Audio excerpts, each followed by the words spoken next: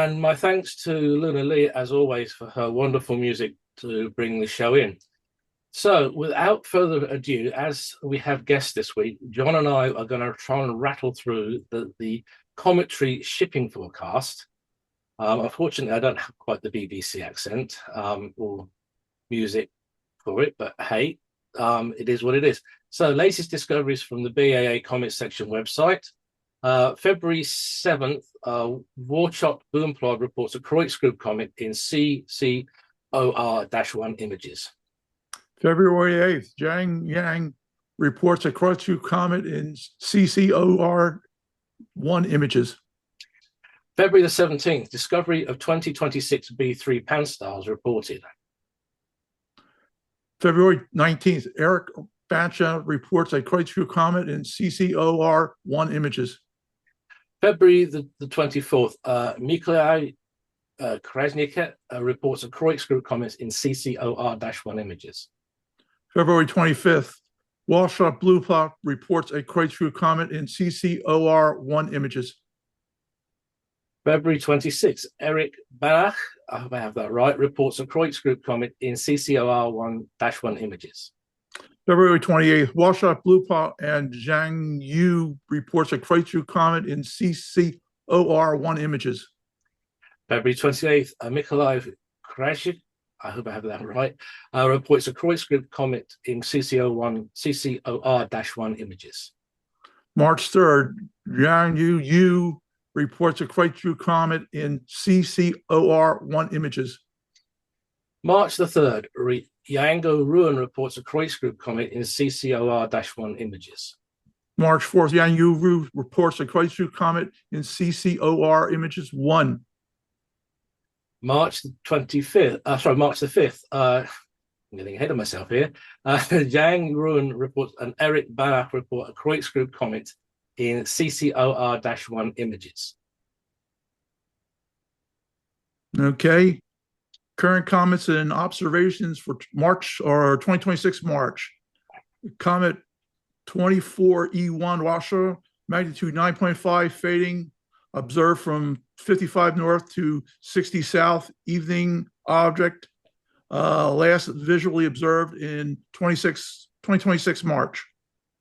2025 R3 Pan-stars, magnitude 10.5, bright, poor elongation, not yet observed. Okay.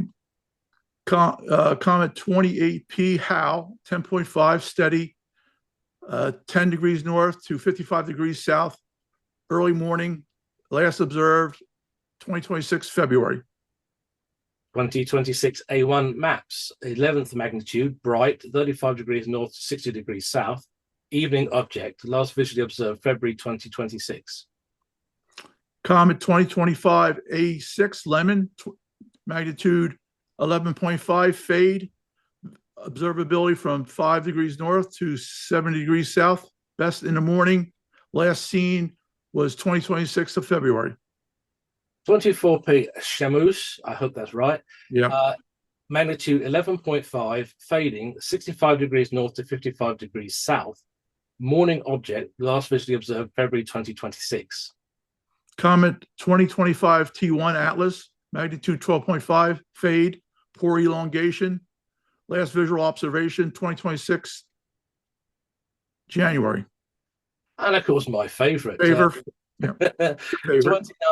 Svashman-Wachman, or SW1. It's the only comet with a London postal address. Interesting. 13th magnitude question mark, varies 55 degrees north to 65 degrees south, best in the morning, last visually observed February 2026. Comet 10P Temple, magnitude 18, bright. I don't know, that's bright. 45 north to 60 degrees south, the morning, not yet observed.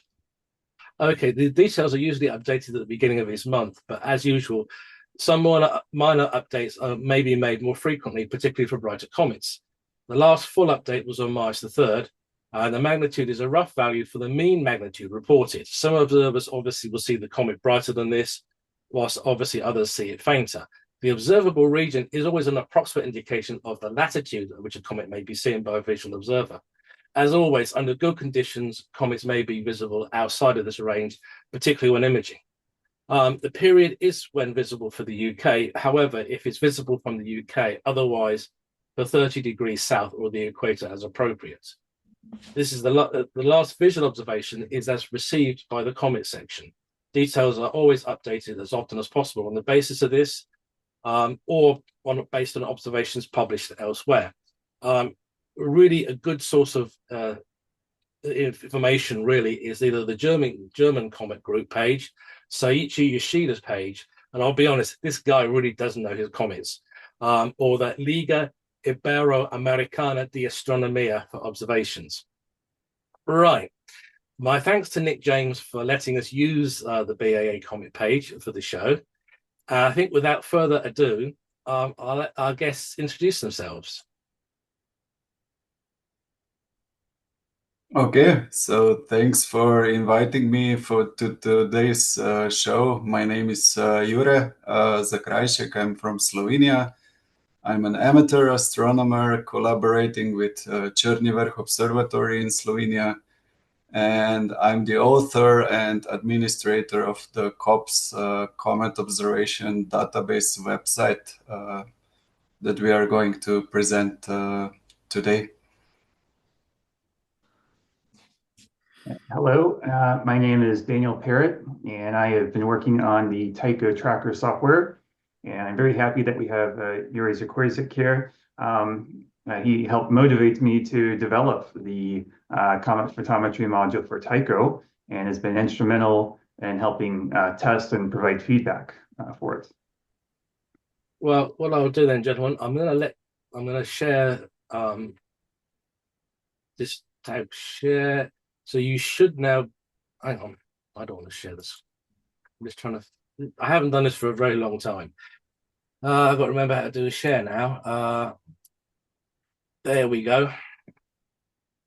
Now you should be able to use the share button and share your screens. So I'll hand it over to you, gentlemen. So Daniel, you want me to start first with the COBS and then you go with the Tycho? Sounds great to me. Okay.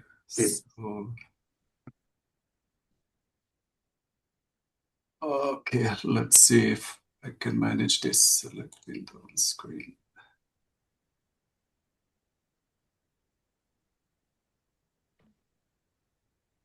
Okay. I hope it's visible to you now. Oh, yes. Yes. Okay, so that's the COBS Comet Observation Database. Many of your listeners might already know the website. It was developed back in 2010, first with the intention to cover and store observations only for Slovenian users, but during last years, the website overgrew the borders of Slovenia and is currently probably one of the biggest databases with amateur observations worldwide. We have more than 3,000 users active and probably around 100 observations are stored to the database every night. The website enables users to easily enter the observation through forms, which guides them to fill in every important information about the observation. And it's really, really intuitive to use to submit the observations. More experienced users can use also the multiple observation upload, which requires them to already pre-format the observations into the ICQ format, which COBS accepts. Obviously, we provide a list of recent observations in a very similar form that ICQ is providing. There's also a very sophisticated analysis page, so you can do all sorts of things here, like plotting, simple plotting of all the observations through time. There are also a lot of analysis tools available, like plotting brightness, light curves. So COBS will fit a cometary light curve through all the observations. Recently, we also added this scattering fit to the COBS.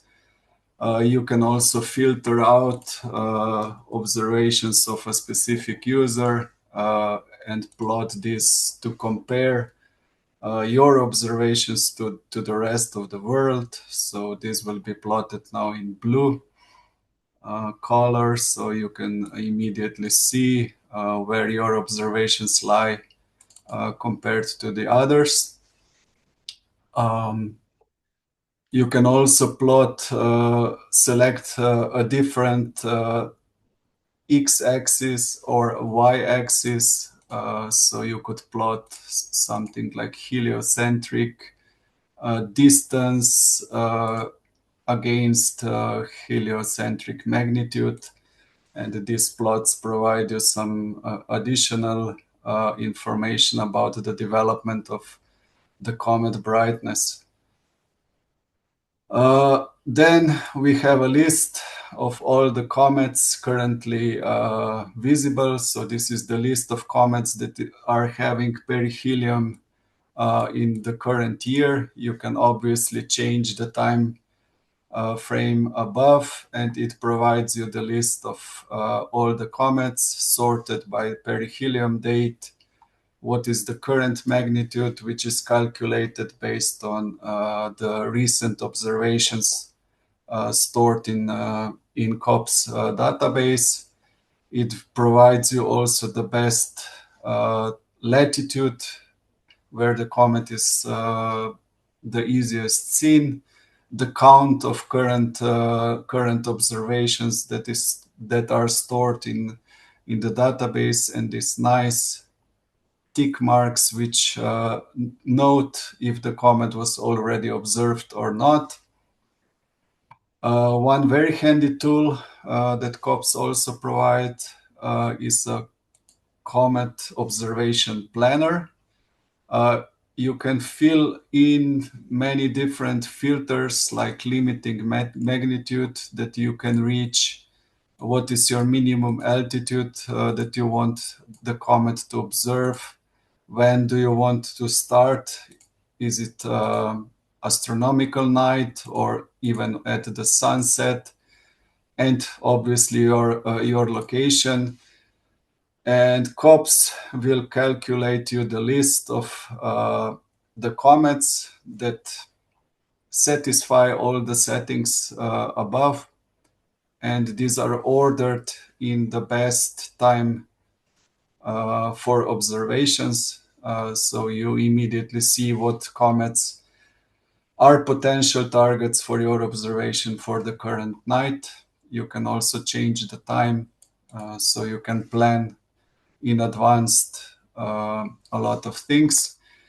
You can select the comets from the list, so the targets that you want to observe.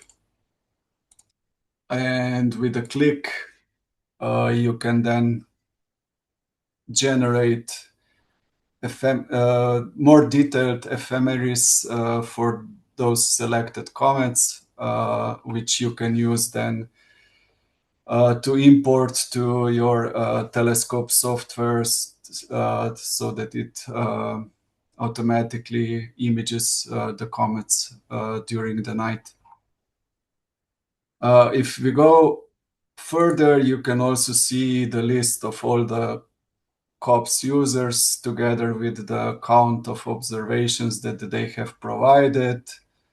We have some statistical information. So currently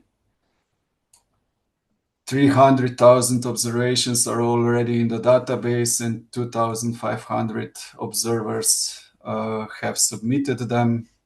The statistical pages are drill down generated, so you can actually go a lot into details to see a statistics.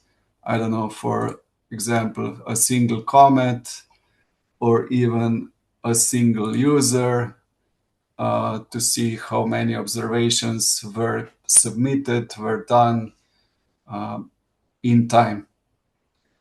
We have a lot of help pages that also help users to submit the observations. One large page is explaining the ICQ format to the users.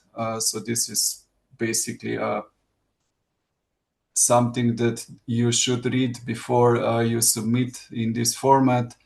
We provide the list of different keys that are used in the ICQ format. So the methods, reference catalogs, instrument types, camera types, chip types, and software keys. COBS also has some APIs which enables the users to actually self-program some scripts to download the observations or download orbital elements of the comets. And we have some how-to guides. So basically one section of the how-to guides is also dedicated to Tycho Comet photometry. So this is for the beginners, how to use Tycho to do the comet photometry. And that's basically the general structure of the COBS website. So I would now give my word to Daniel to continue with the Tycho software. Well, before I do that, I'd like to, just give a chance for any questions. Does anyone have any questions for? Yeah, one question I have is, you mentioned about generating an ephemeris, and you talk about exporting. Can you export it into something like Nina? Not. I think it's only exporting it. Maybe I will share again. Just a manual export, essentially. So basically, ephemeris are generated in a table format, and I think you can export them into text file or Excel file. So okay. That, because one of the problems, I use Nina a lot, and unfortunately their ephemeris generator is kind of, let's say the data's off, and I have to get either data from the Minor Planets Center or JPL and just manually import it. So I was just wondering if it was so basically that's the exported text format. Right. You could also export it to Excel. Okay. So both buttons are available here. And the generator for this ephemeris behind is the MPC ephemeris generator. So basically I'm using the MPC API to submit a query to the MPC, and the ephemeris are generated there. Okay. Now, it would be nice to have, I don't know who to talk to, maybe somebody who's generated or working on Nina, to see somehow they could import your data directly from your setup to Nina would be really helpful.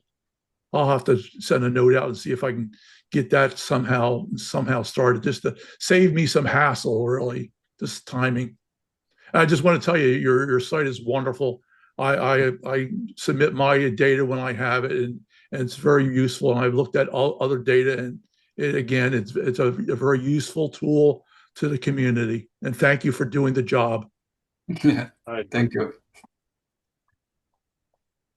So I think over to you, Daniel. Thank you. All right. Well, I have a combination PowerPoint and brief demo here. So let me see if I can share my screen. Let's see here. Okay, are you able to see the PowerPoint here? Yes, indeed. Yeah. All right, so this is Comet Photometry with Tycho and the COBS website. So again, just a brief overview of some of the material here. So I'll be talking a little bit about star removal, sky background estimation, the dust production rate, and how this module, we did some testing of it, how it compares against a few others, and the ICQ format's been mentioned already. And most recent edition, we are now able to submit observations directly to the COBS website, which is very useful. Good.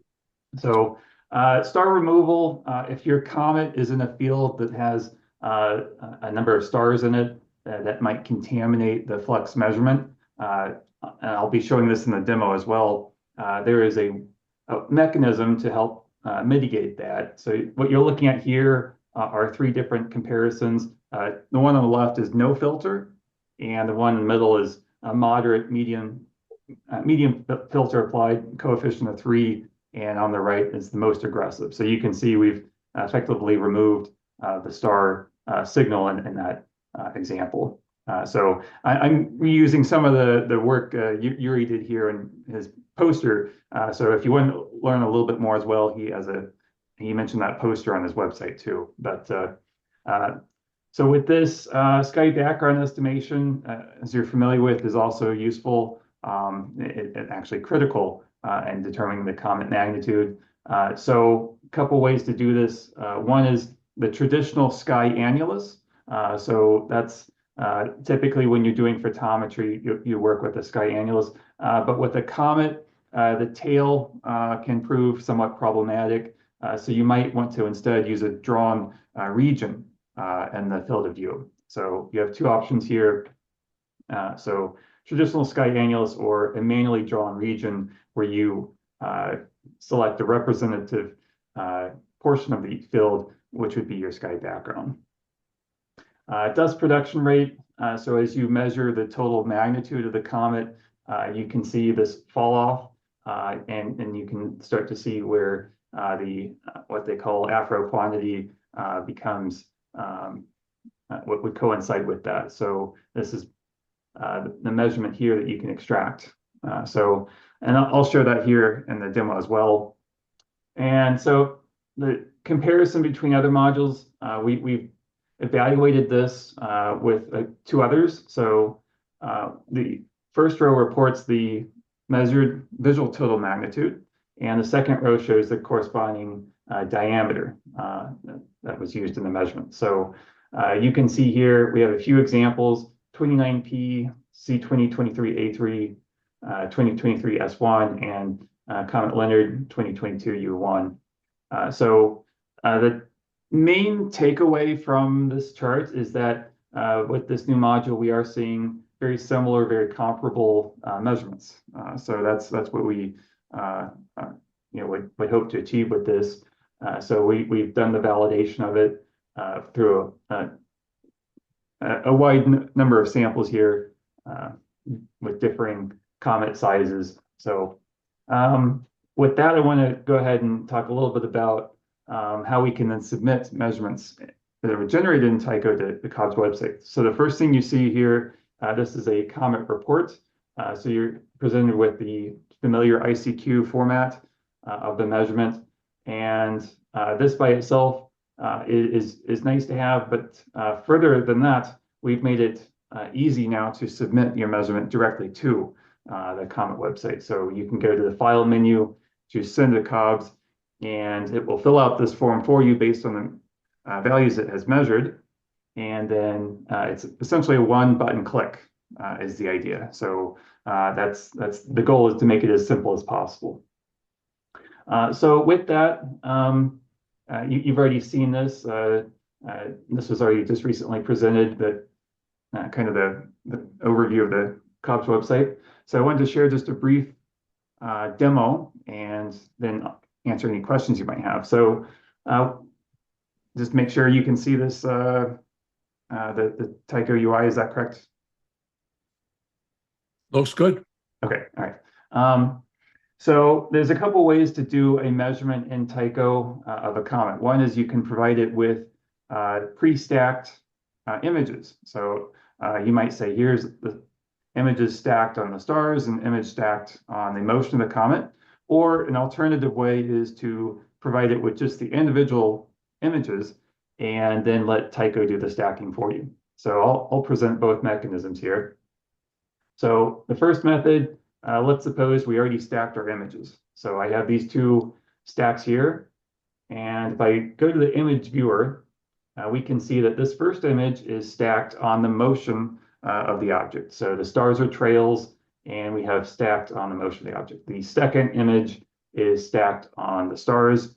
So with that, we are then able to go ahead and open up the Comet photometry module. So I go to photometry, choose Comet photometry, and this is what that interface looks like.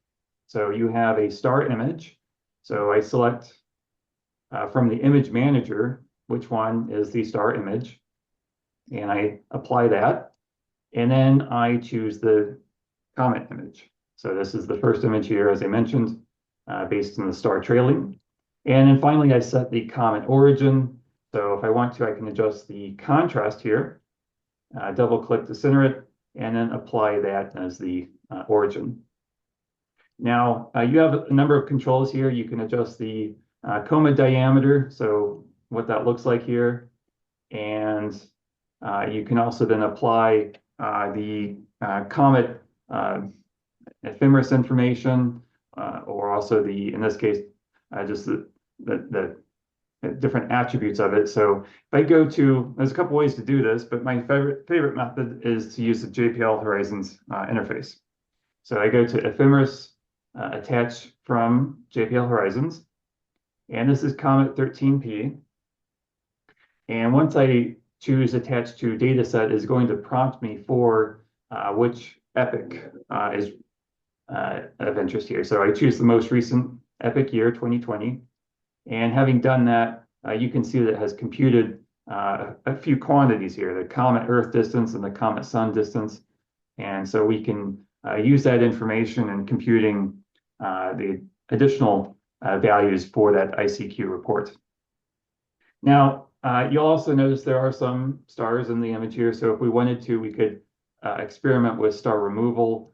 So the default coefficient here is 3. So if I update the comet image, you can see what effect that has on the result. So if I wanted to be more aggressive, I could choose a lower coefficient value here of 1, and you can see what that result looks like. Now, we also, before we create the measurements, we do need to select comparison stars. So, and that itself also is dependent on having an aperture chosen for these comparison stars. So without getting into too much detail, I'll just briefly show what that looks like. So I view on the star image, this is where I can select a meaningful measuring aperture for comparison stars. So I can adjust this as needed. And once I've made that adjustment, then I can choose the comparison stars. So we have this trend line here, and from here I can then start adding comparison stars to my list. I typically do between 5 to 7 comparison stars. And this is using the Atlas catalog. So we can work with that. It's a nice offline catalog that is available for use. And with that, I can see what my report would look like. So if I click on generate report, we start to have this graph here. And so this is the measured total magnitude in red, and then the Afro quantity in blue. And so you see this leveling off as it has a larger diameter to work with. So here is the actual report, and this is formatted in the ICQ format. And then you have other values here. You can see at different measuring apertures what the magnitude was. And so this is how it arrived at that quantity. So as I mentioned, one of the more recent enhancements is that we can now submit this directly to the COBS website. So I can go to File, Send to COBS, and I have two modes here, a test mode or normal, and then I can verify the quantities that have been computed here before I do the submission. So that's an example with pre-stacked images. If you want, there's also, as you might imagine, a way to do it without supplying pre-stacked images. So this is Comet 2025 K1, and I'm just supplying it a number of images here that have not yet been stacked. As you can see, this is a very crowded star field. So here's the comet of interest. You can see the motion of it here. And what I can do in Tycho is very easily create a stack both on the stars and on the object itself. So if I select all the images, that is a stack on just the stars, the zero motion stack.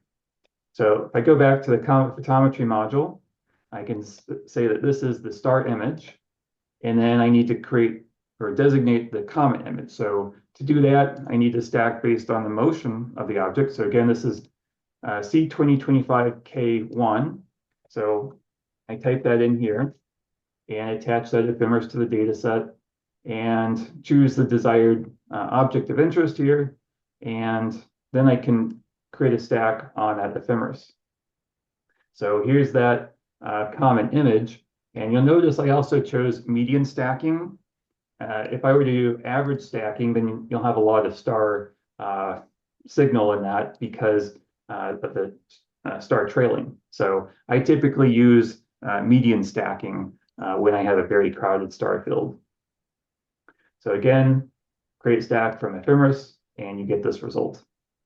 So you can apply that and then set the origin and perform this process in a manner similar to what I showed before. So that's basically it in a nutshell, without going into a lot more detail. But that's the process that we have working in Tycho. And so, are there any questions at present moment? Yeah, I have a question. You're using JPL. Can you use also the minor planet data also, or is there any advantage or disadvantage?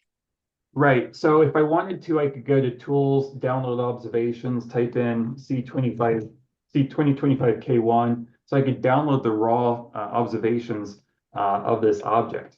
And from these observations, I could then compute the orbit of the object. So we can see that here. And it has to take a moment to do that. There's a lot of observations on this object, as you can see. But once I have the orbit computed here, then I could attach that to the data set. So I say, okay, do that. And then I should be able to also still do a create stack from ephemeris. And it's very much identical to what we had with JPL. So yeah, there's a couple ways to do it. Again, JPL Horizons is one way. Using raw observations is another. A third way is to use the known object module. So if I have the proper, here we go. So assuming I set the observatory code correctly and everything, it should be able to identify that, yes, that object is in the field of view. And I could then view the stacked image on that. So you can use the known object module as well. So just a number of ways to do it to answer your question. Yeah, it seems like the JPL way is a lot streamlined compared to the Minor Planet Center way. Well, it's yes, the Minor Planet Center way, if you want to call it that, that's just basically that gives you a little bit more control in some sense. Okay. If it were a brand new object that was just discovered and perhaps for whatever reason, maybe it was not in the JPL database, that might be one reason to choose that method. Yeah. Okay. Well, thank you. Sure. Nick, you have any questions? No, I don't, because this is very new territory for me. As John and I were discussing earlier, I use remote telescopes a lot, and I process in APP. So this is a learning curve for me, and a very interesting one. Obviously, I'm going to download the tool and start using it and look on some of my images and seeing what I can get from that, because I personally don't do much photometry. I will take photometry images for pro-am collaborations quite happily, but as I say, this is a fascinating new way to use my images.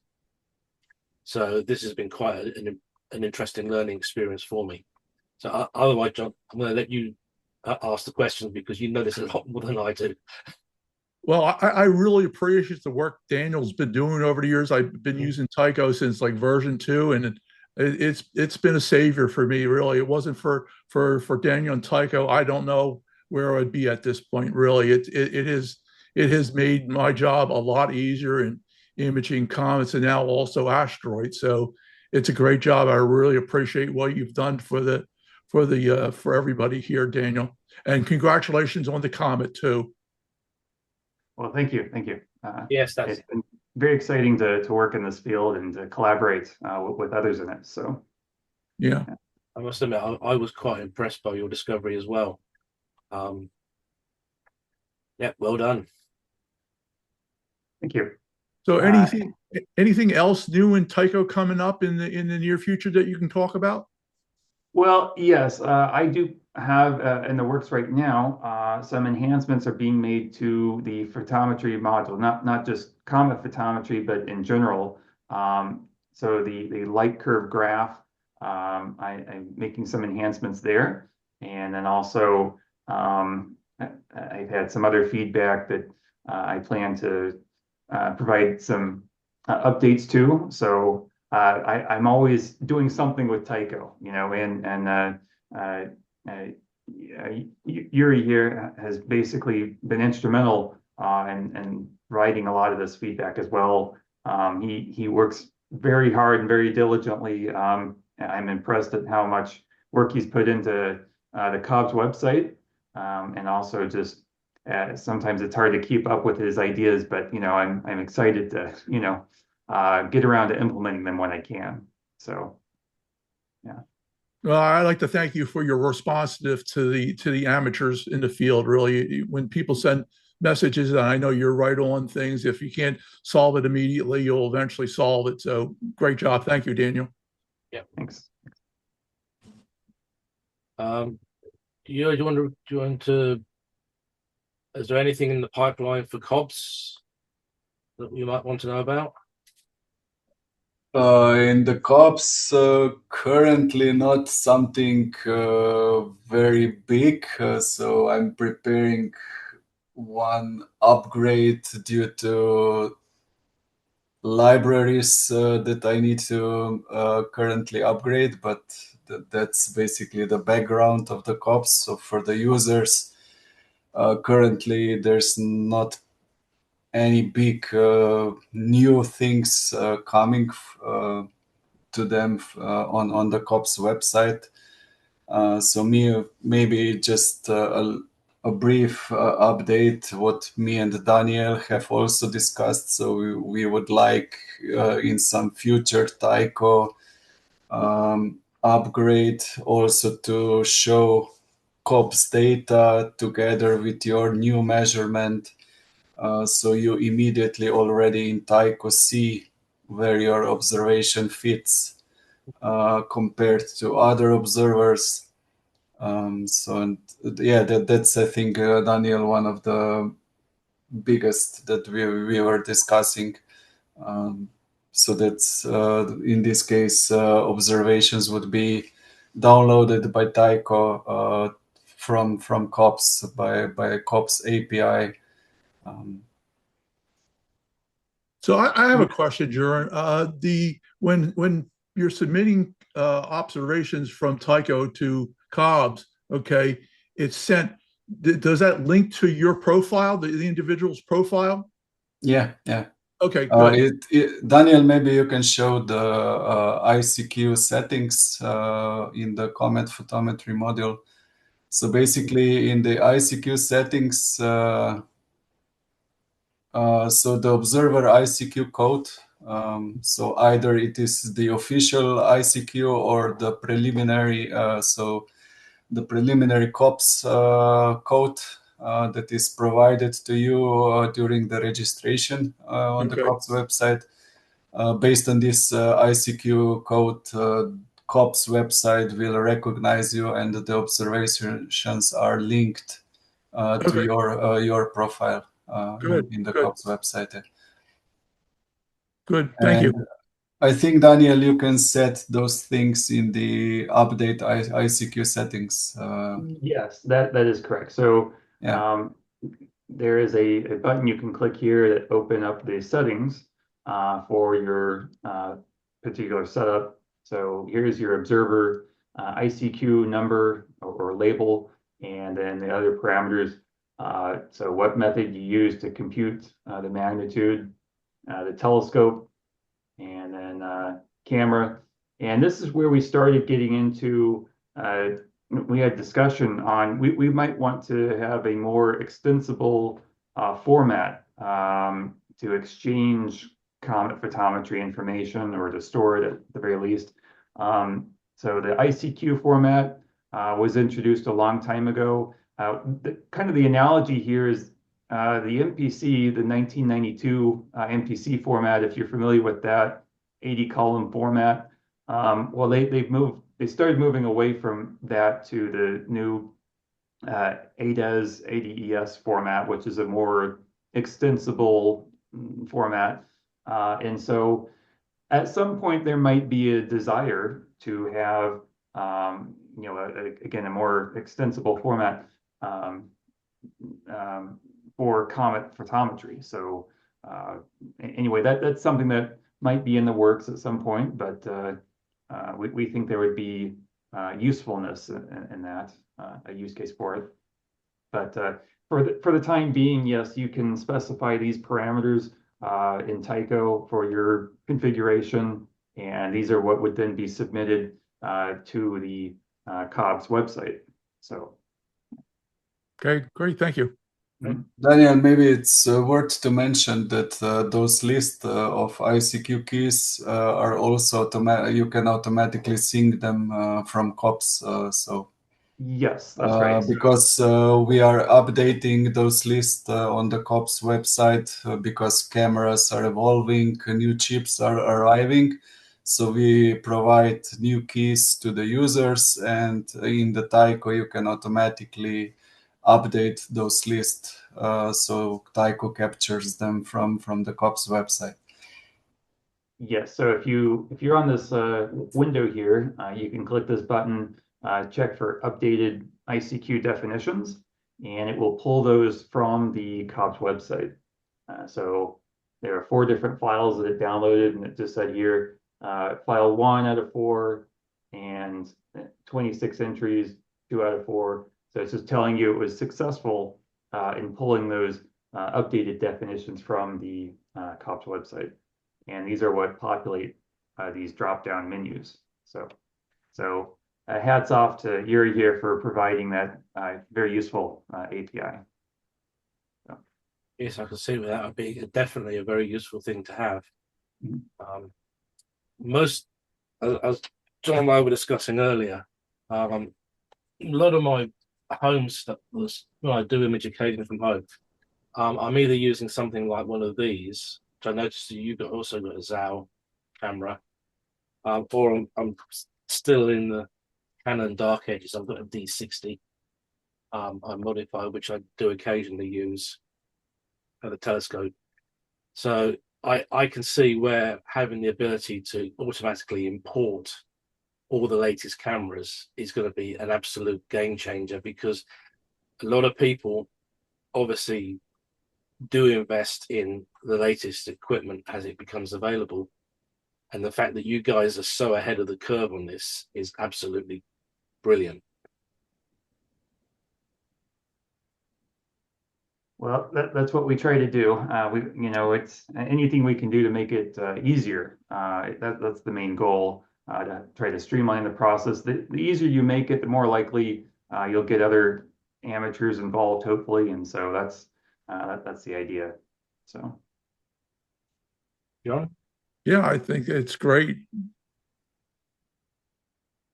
Well, I just want to thank you both for coming on the show this month and talking to us and showing us what you've been doing. I've been on the COBS website to look at stuff. I don't think I'm a user as of yet because I'm not really doing serious imaging from home, and certainly I'm using remote telescopes a lot. But I'm going to download the Tycho tool and I'm going to have use some of my images on that and see what I can do.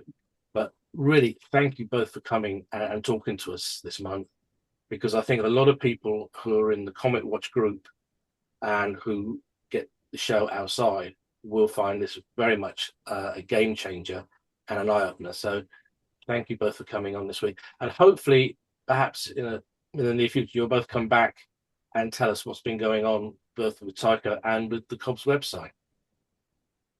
Well, it was a pleasure to be here, and thank you very much.